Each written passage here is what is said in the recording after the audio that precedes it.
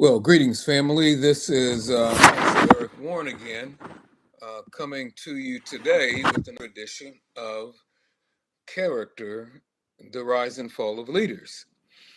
And today we're going to deal with the life of Moses. And I was thinking about um, this morning as I was thinking about uh, approaching this subject of Moses and all the things in the life of Moses that could be shared, specifically regarding his character. And there are just so many things that we could really highlight and focus on. Unfortunately, that would take us several hours to really delve into the scriptures and unpack some of these things. But I wanted to focus on one particular area, and we'll get to it after I kind of lay a foundation for you. But the one particular area is Moses's emotional intelligence, if you will. And Moses was one of the greatest leaders, first of all, of the entire Bible. As a matter of fact, God describes Moses as a friend of God. Now, I don't know about you, but when you are described by God as a friend of God, that's something special. That says a lot about you. And it says a lot about your relationship with God, the level of intimacy, the level of trust, the level of relationship that you have with God. So, regardless of what we see today, or regardless of what we see in the scriptures, and we're going to see something that's a little bit unflattering, but don't you ever forget that Moses was called the friend of God. And there's a whole lot of us that have not earned that distinction as being the friend of God. So Moses was no lightweight. Trust me. Moses was a very powerful man of God and a man that God respected and a man that God elevated in the earth and gave him an incredible assignment to carry over 2 million people through a wilderness experience for 40 years. Now, I don't know about you, but I've spent 40 years in leading the people of God. I really submitted my life to the Lord when I was in my 20s, actually about 22, 21, 22, I think. Um, well, 21. It was my senior year of college. And very shortly after submitting my life to the Lord, within a year probably, I was pegged for leadership of a small group. And so from the time of 21 to this present day, over 50 some years, I've been involved in leading in some capacity the people of God. So I understand from a very personal level these matters about leading the people of God and all of the things that an individual has to go through, man or woman of God, has to go through as a result of endeavoring to fulfill an assignment. Well, Moses had an assignment, and essentially, uh, there are about three categories of Moses's life. Moses was born into an Israelite family, and Moses' a very interesting life journey because his life was threatened as a baby, and his mom went and hid him over in a bush and then Pharaoh's daughter came and got him. And so he was raised in Egypt. Okay, he was raised in Egypt. And having been raised in Egypt, Moses was in fact adopted, and he was in a foreign land. That was not his home territory.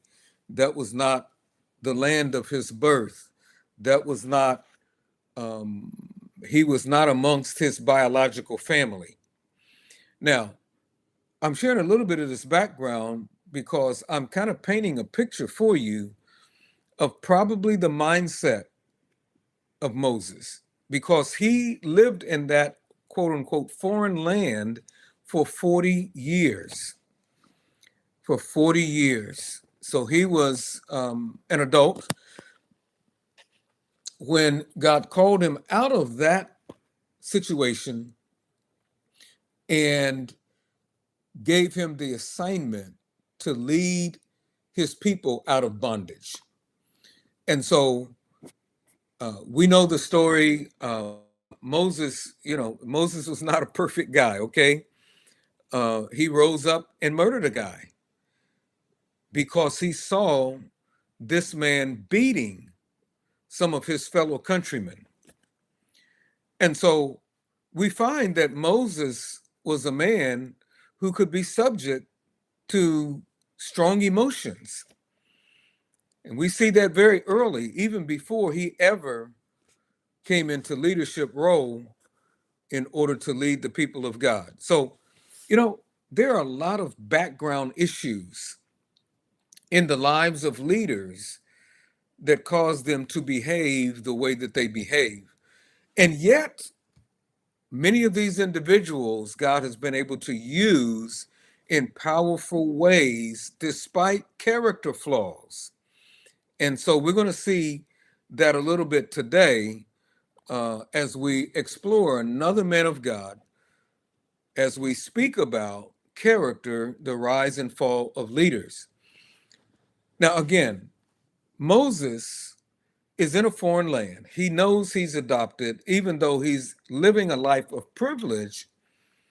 Moses still has to deal with the fact that he's not with his mom and dad, okay? He still has to deal with the fact that he's living in somebody's house, even though he's privileged. He's living in somebody's house as a result of what was essentially oppression. He could have been a slave, but because by God's divine decree, he was found by Pharaoh's daughter, he ends up living a privileged life. So around 40 years old, Moses gets a call, an assignment to deliver the people of God and to function in leadership thereof. He sees somebody beating one of his people. He recognizes where he's from. And he rises up because he's full of that emotion, anger, and he says, "How dare you?" And he becomes the defender of these individuals that are being beaten, and he murders one of the men. Now, many of us would say that violation right there would disqualify Moses from leading the people of God. Well, not necessarily, because God's ways are not like our ways, and God's thoughts are different from our thoughts, and et cetera, et cetera. We can have that conversation on another occasion. But Moses obviously violated God's heart, his desire. He violated the heart of God. He did not violate the law of Moses because the law of Moses had not yet been given. But we understand from the heart of God that murder was a grievous sin in God's eyes. And without getting into great detail, there's all different kinds of killings in the Bible. some of them were authorized and permitted in war, but Moses wasn't in war in this occasion.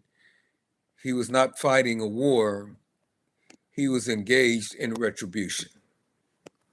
Well, Moses will have to pay for that.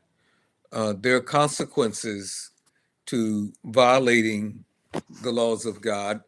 Again, not the law of Moses yet, but a law of God.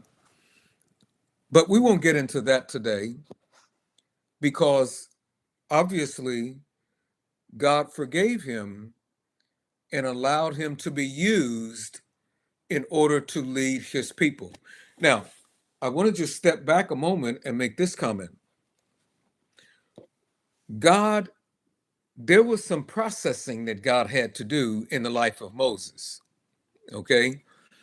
God had to process Moses because he had to mature beyond that emotional reaction to adversity, to unrighteousness and injustice, etc.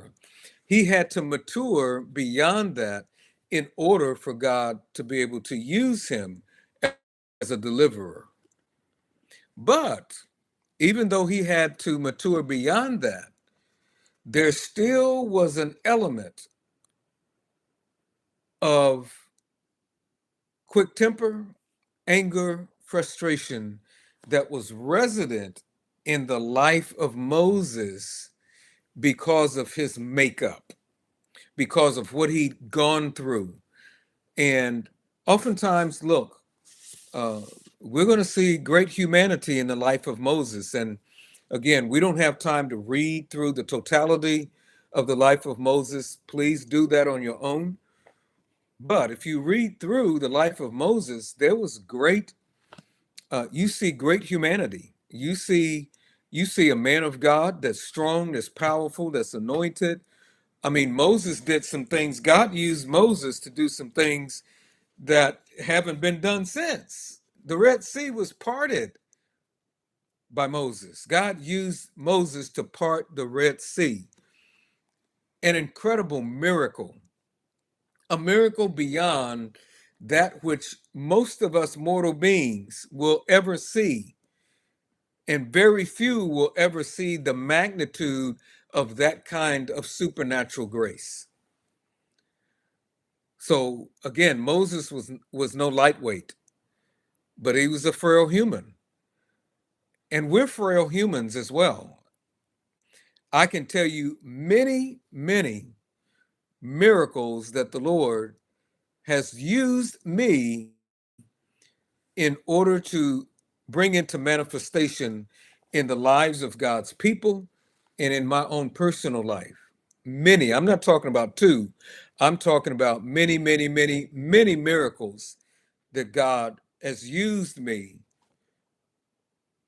in my leadership capacity of leading and ministering to the people of God.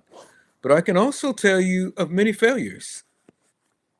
I can also tell you of many times that my personal weakness became a liability in my leadership.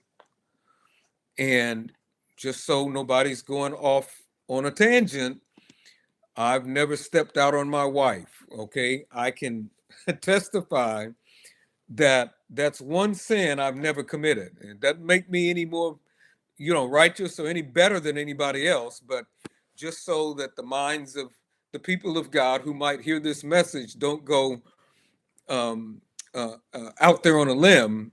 Oh, yeah, he must have had a moral failure. No, that didn't happen. But I have my weaknesses, right? Okay.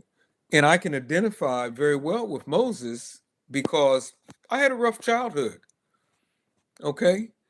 And some of my rough childhood caused me to be quick tempered.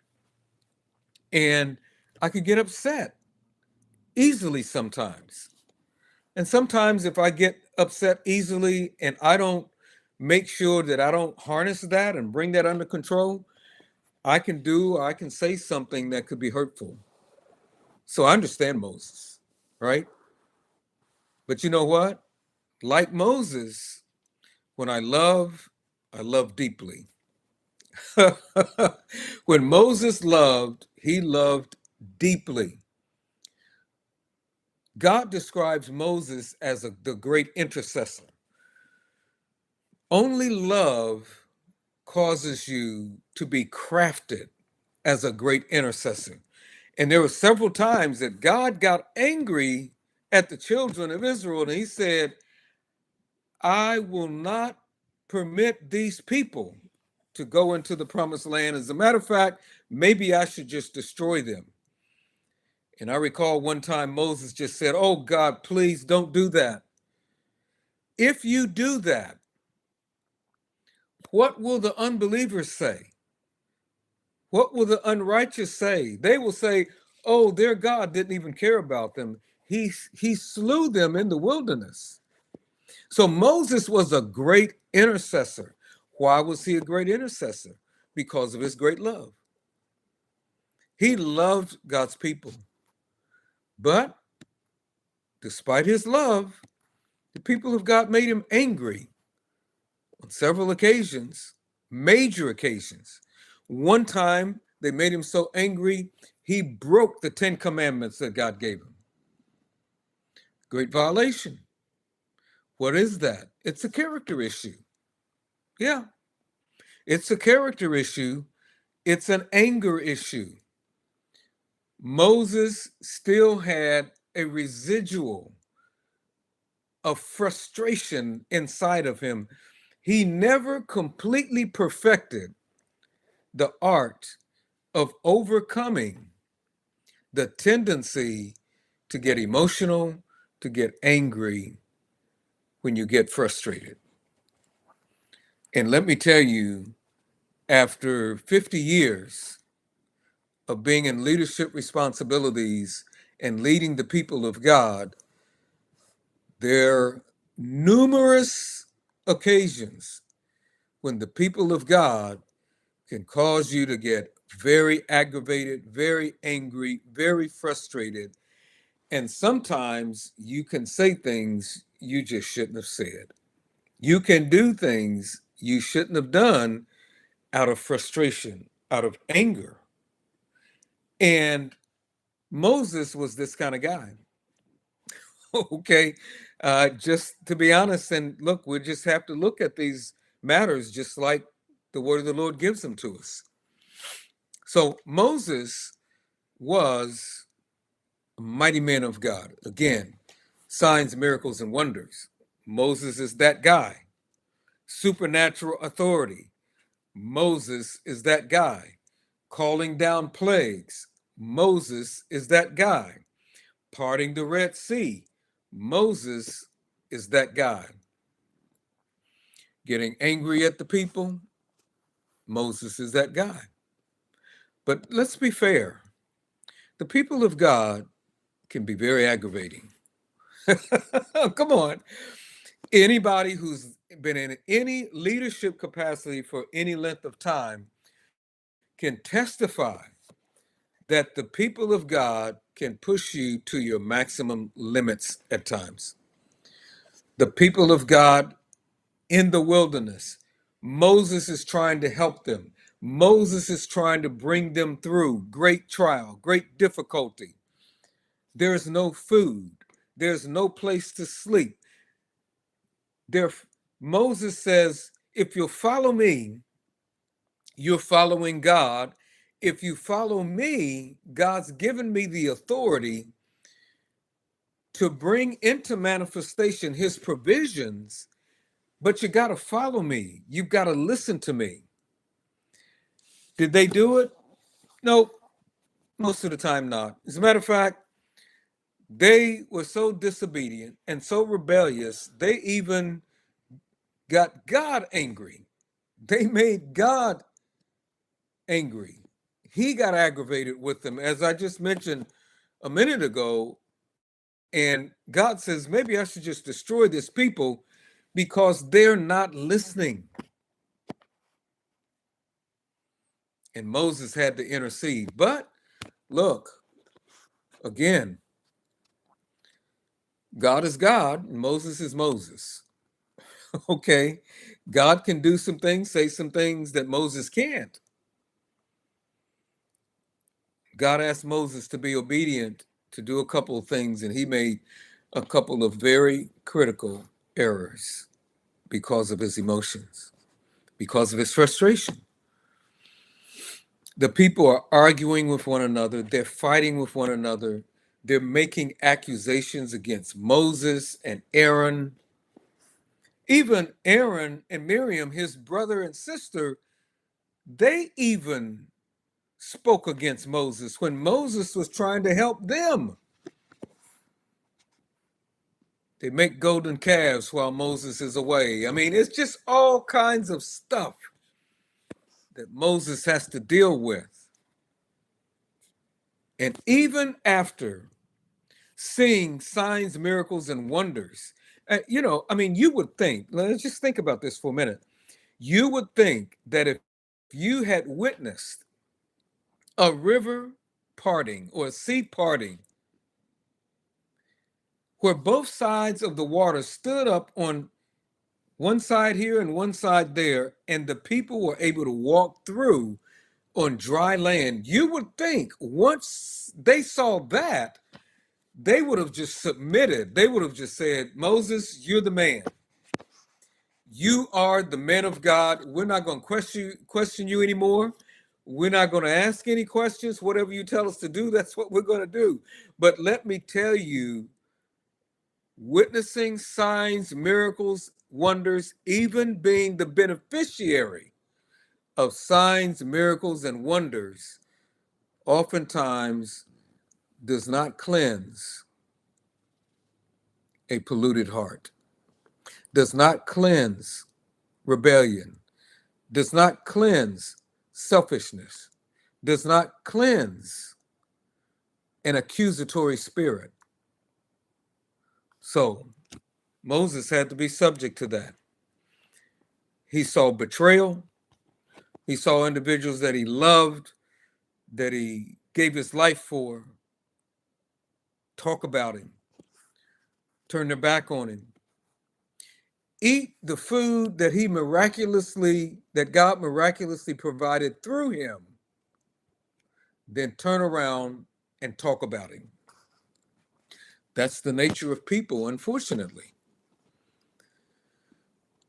But regardless of all that, those of us who are leaders, we have the responsibility to take the high road. And you know what? Sometimes we blow it. Sometimes we miss the mark. Sometimes we don't take the high road, or sometimes we think we took the high road and the high road wasn't so high. Okay? Because we let somebody know exactly what we thought about them. Or we said something in a harsh tone, maybe, that offended them. Now, you can feed a person for 20 years. As a leader in the body of Christ, you can feed a person for 20 years. I've seen it, done it, and say one thing that offends them. They'll turn their back and walk away from you. We saw that with Moses. This is real stuff, folks. Sometimes we think that these things only happen to us. No, they're happening way back then. So Moses had to deal with all of these things while trying his very best to lead the people of God through the wilderness into the promised land. And so, as he's doing that, he also has to maintain his own relationship with God.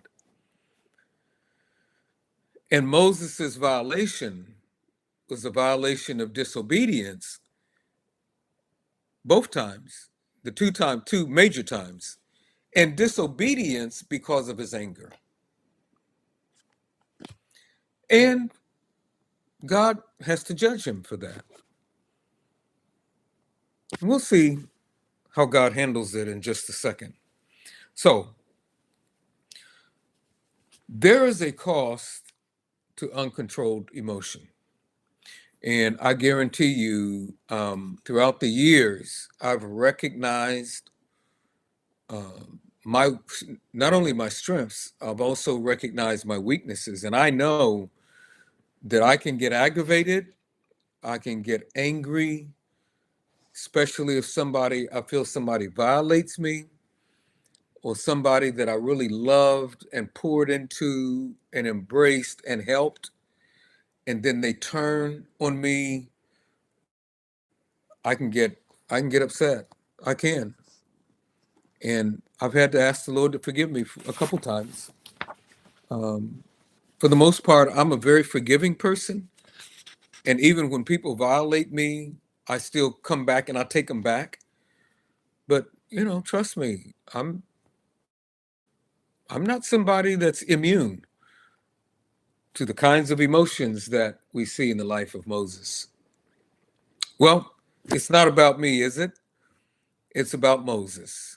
And we see in the word of the Lord that Moses allowed himself to get bent out of shape, even though he had interceded for the people of God on numerous occasions and asked God not to kill them.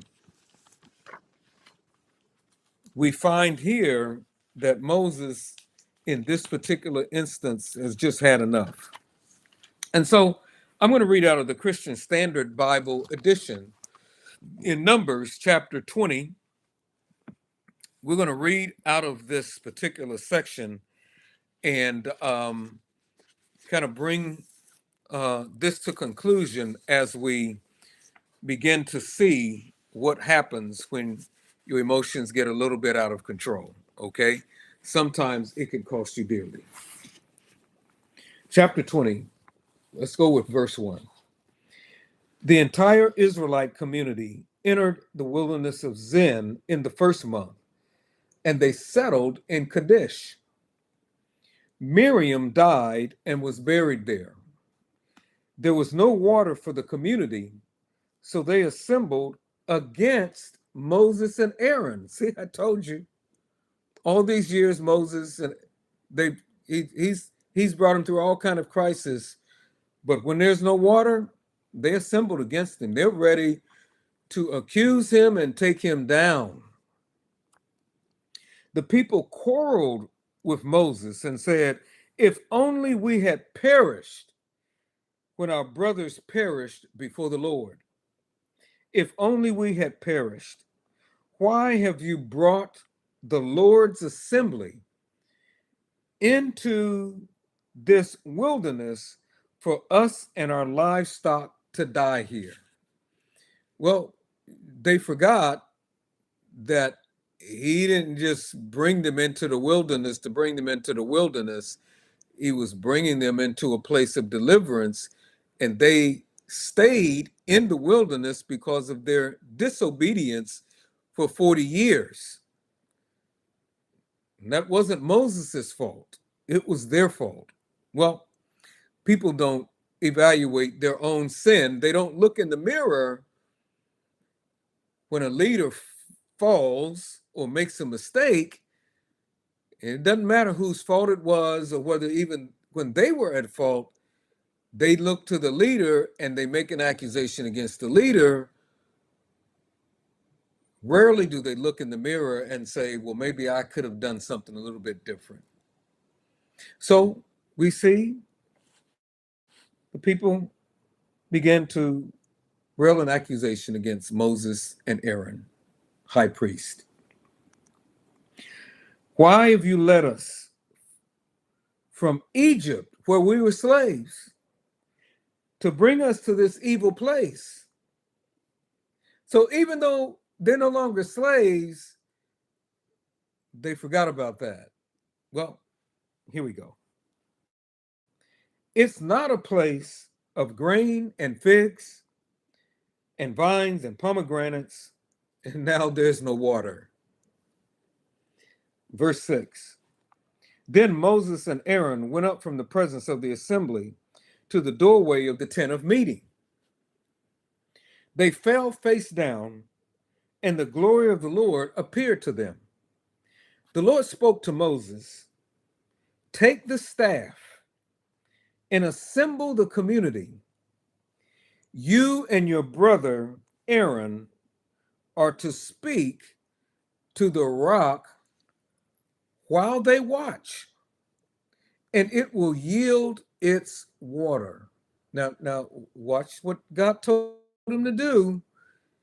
He said, you and your brother Aaron are to speak to the rock. Now, Moses has just come out from being accused, slandered, verbally humiliated, lied on, everything else by the people of God that he's been serving and fighting for and interceding for and ministering to and providing provision for and all these other things, mediating all of their disputes, standing in and praying for them, ministering to their children, all these other things that Moses has been doing.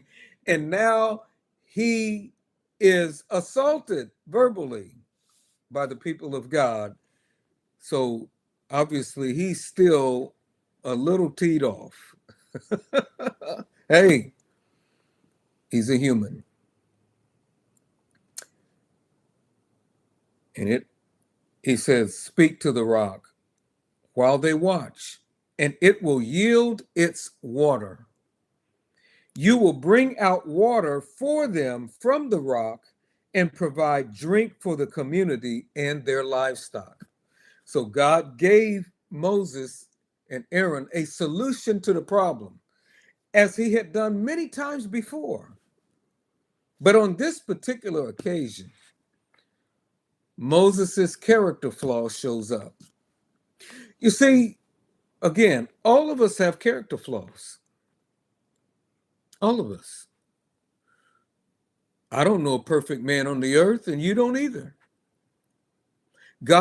Jesus Christ is the only one that walked perfectly before the Father and before men. So we all have some element of a character flaw. This message of character is something that I'm passionate about, but I'm not passionate about it because I'm perfect. I'm passionate about it because it's an assignment that God gave me. I'm not passionate about it because I never make mistakes or I think I'm perfect or anything like that. I'm passionate about it because God gave me this word. He gave me revelation about it. He gave me understanding about it. And he told me to write the book. So I was obedient. But I have my own flaws. I've told you, I get angry. Moses is given instruction by God. Speak to the rock and water will flow. So let's continue. Verse 9. So Moses took the staff from the Lord's presence. There's an anointing on that staff. There's an anointing on the life of Moses. Just as he had commanded him, Moses and Aaron summoned the assembly in front of the rock, and Moses said to them, listen, you rebels. Oh boy. God never told Moses to say, listen, you rebels. But Moses was still a little teed off. Come on, I told you. Moses was still a little teed off, and he said, listen up, you rebels. It's funny now, but it wasn't funny then. Must we bring water out of this rock for you? Yes, you must, because God told you to. So now Moses has taken personal the assaults, right? The accusations, the quarreling with him, the fighting with him and Aaron. Now it's a personal matter, right? So Moses is a little teed off and he calls them rebels. Now, God didn't tell him to do that. He told him to speak to the rock, not speak to the people and call him a rebel. Then Moses raised his hand and struck the rock twice with his staff. God never told him to strike the rock twice with his staff. but he was pretty worked up. He was angry. His emotions were on 10.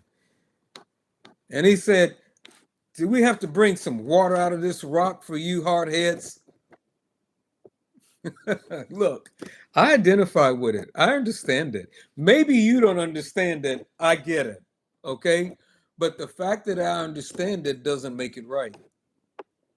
It's not what God told him to do. Then Moses raised his hand, struck the rock twice with his staff, so that abundant water gushed out. So even though Moses didn't do exactly what God told him to do, God still honored his people by providing them with water. You see, this was not about Moses, this was about the people.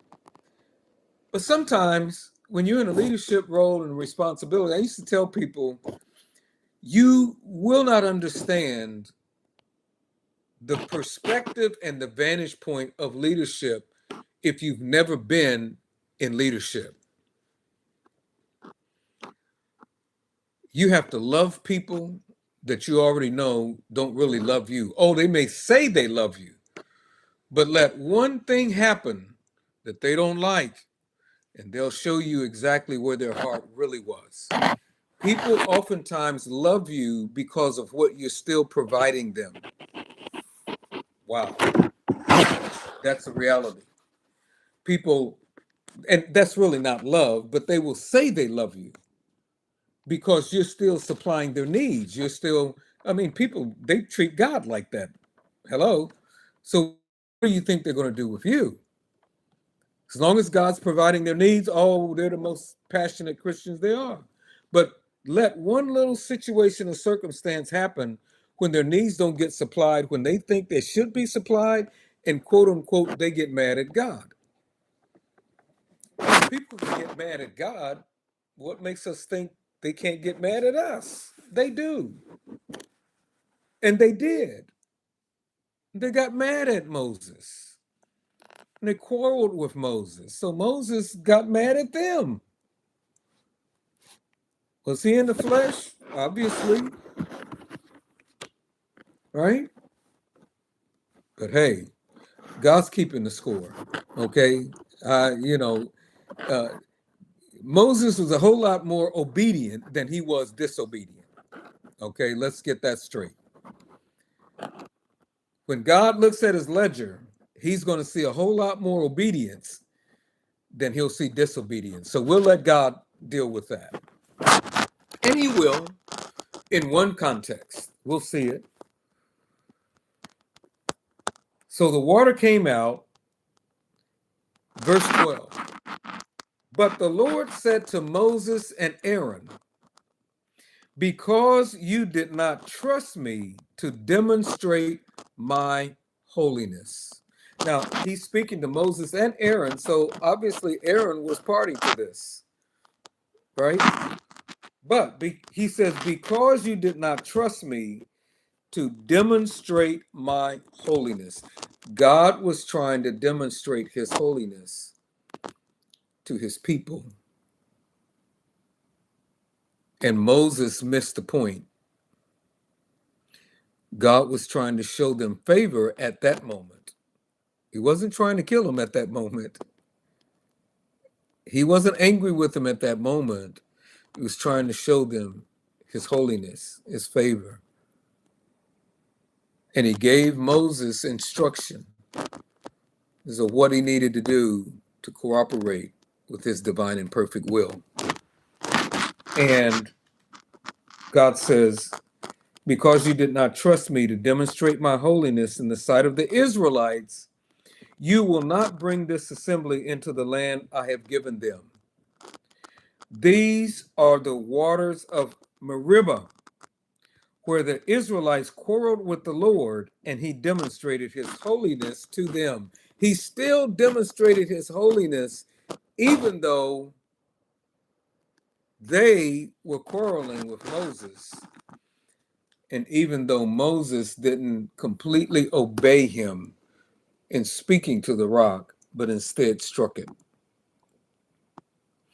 Well, God says, because you did not trust me, you will not bring this assembly into the land I have given them.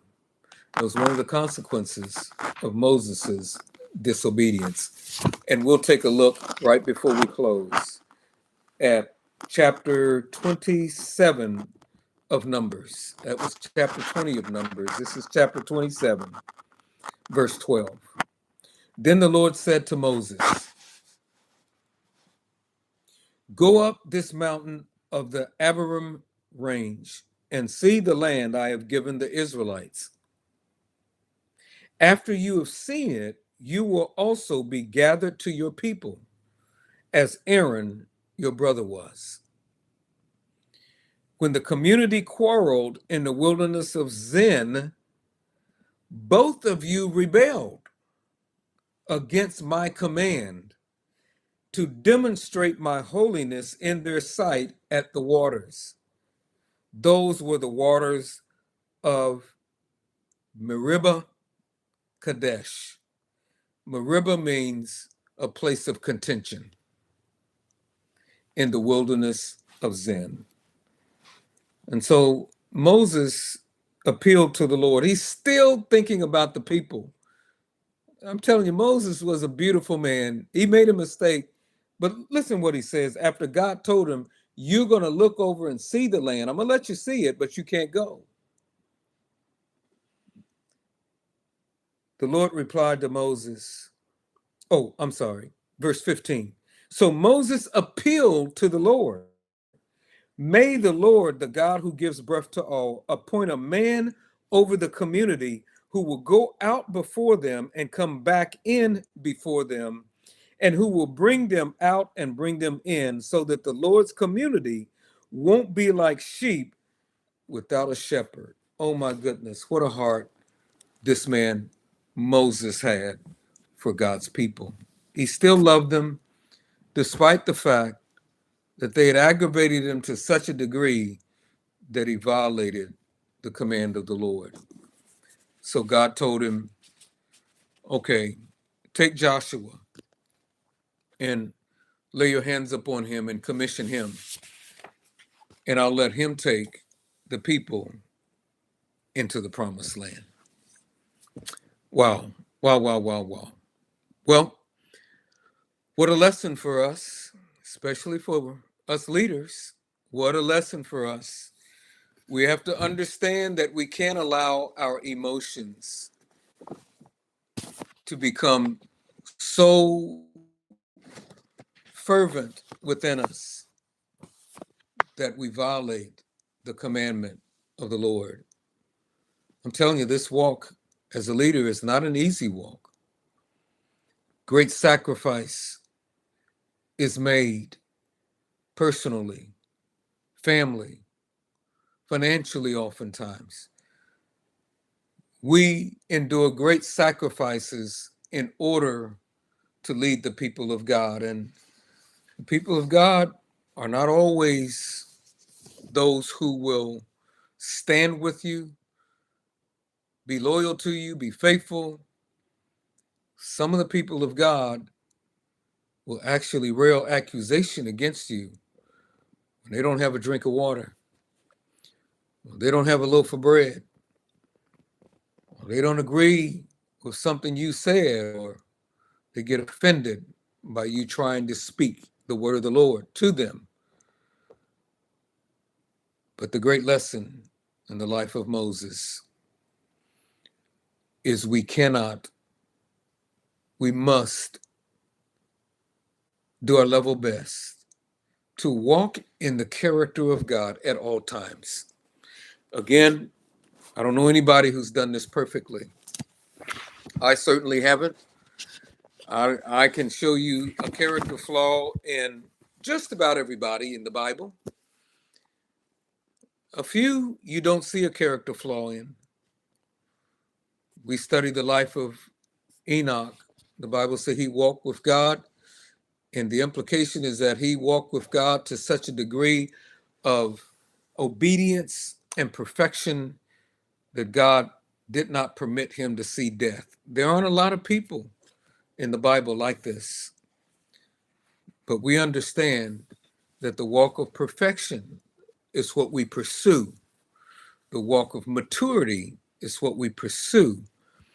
And one of the dimensions of of maturity, excuse me, one of the dimensions of maturity is to learn how to control your emotions, even when you're being subject to violations by the very people that you're giving your life for. Well, we've gone over my normal 30 minutes. We're into 45 minutes, but I trust that this message has been a blessing to you. Go and read about the life of Moses, an incredible man of God, a man of great character, but he had a character flaw. He couldn't always control his emotions. And in this particular instance, it cost him big time. Well, the Lord bless you and keep you. By God's grace and mercy, I'll see you again next Wednesday for another edition of Character, the Rise and Fall of Leaders. Thank you for following along with me in this series. Again, like and share, and let this be a blessing to somebody else as well. By the way, I don't usually mention this, but you can also be a blessing to Eric Warren Ministries, a financial blessing. If these messages are a blessing to you and you would like to send a donation to Eric Warren Ministries to help me do what I do and to undergird my life and my ministry, you can do that by Cash App, $EECCMM, $EECCMM, or you can send a donation via Zelle, and I think Zelle is all around, not just this nation, but other countries as well. Zelle, you can send a donation by putting in my email, one of my emails, which is gotelleric@aol.com. gotelleric@aol.com. And you put that in Zelle, you can deposit a donation there. If you use PayPal, you can also use the same email, gotelleric@aol.com, and you can make a contribution through PayPal. Again, the Lord bless you. See you next week. Bye-bye.